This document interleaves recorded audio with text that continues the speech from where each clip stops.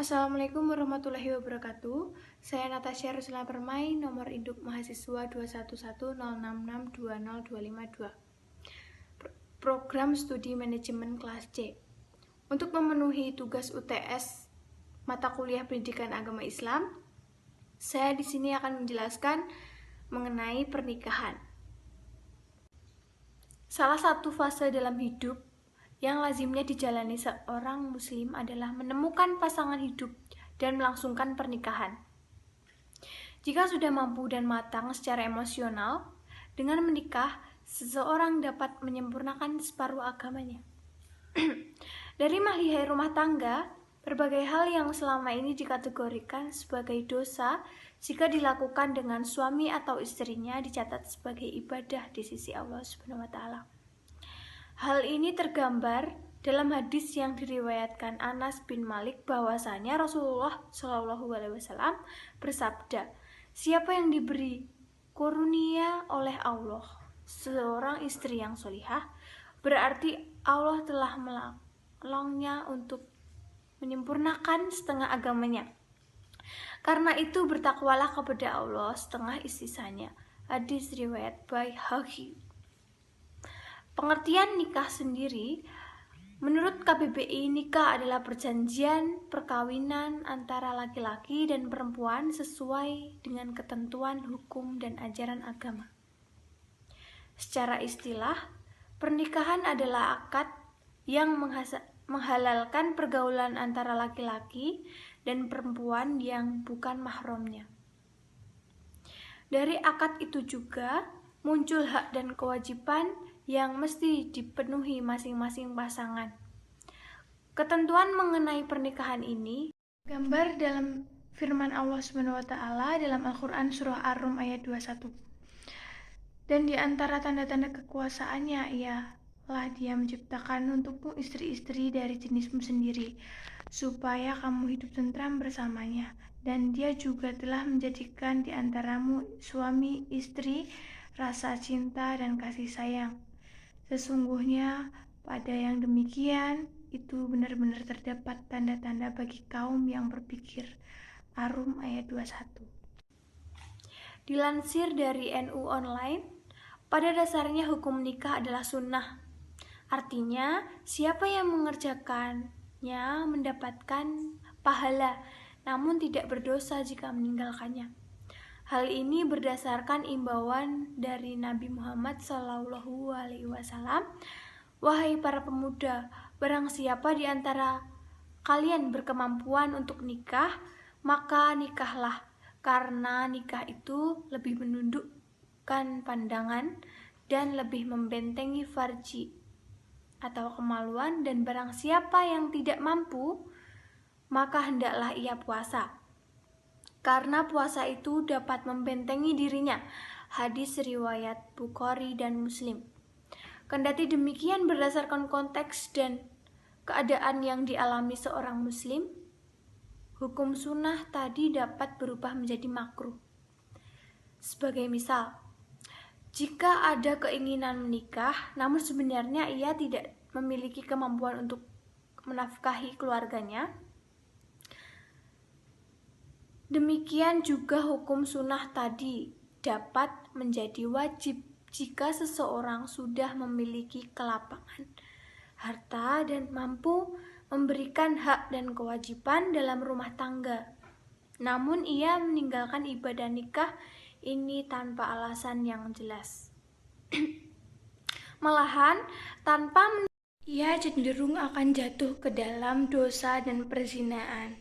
Dalam kondisi ini, maka seorang muslim lebih utama untuk menikah dan hukumnya menjadi wajib. Tujuan pernikahan itu sendiri.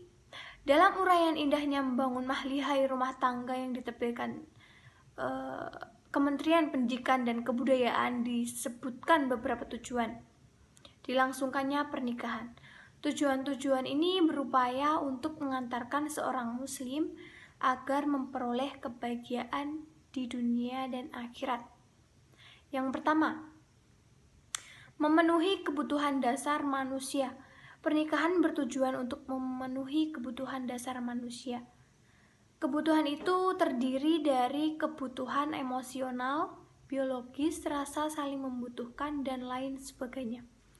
Dalilnya adalah hadis yang diriwayatkan Abu Hurairah bahwasanya Rasulullah SAW bersabda, wanita dinikahi karena 4 hal, karena hartanya, kedudukannya, kecantikannya, dan karena agamanya.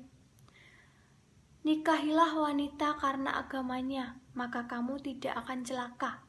Hadis riwayat Bukhari dan Muslim. Yang kedua, mendapatkan ketenangan hidup. Dengan menikah, suami atau istri dapat saling melengkapi satu sama lain. Jika merasa cocok, kedua-duanya akan memberikan dukungan, baik itu dukungan moral atau material, penghargaan, serta kasih sayang yang akan memberikan ketenangan hidup bagi kedua pasangan. Lalu yang ketiga, dengan menikah, seorang muslim akan terhindar dari dosa zina. Sebagaimana sabda Nabi Muhammad SAW, wahai para pemuda, barang siapa di antara kalian berkemampuan untuk menikah, maka nikahlah. Karena nikah itu lebih menunduk pandangan dan lebih membentengi farji atau kemaluan. Dan barang siapa yang tidak mampu, maka hendaklah ia puasa, karena saum itu dapat membentengi dirinya. Hadis riwayat Bukhari dan Muslim. Lalu selanjutnya, memperoleh keturunan yang soleh dan solihah. Salah satu amal yang tak habis pahalanya kendati seorang muslim sudah meninggal adalah keturunan yang soleh dan solihah. Dengan berumah tangga, seseorang dapat mendidik generasi muslim yang beriman dan bertakwa kepada Allah SWT yang merupakan tabungan pahala dan amal kebaikannya yang berkepanjangan.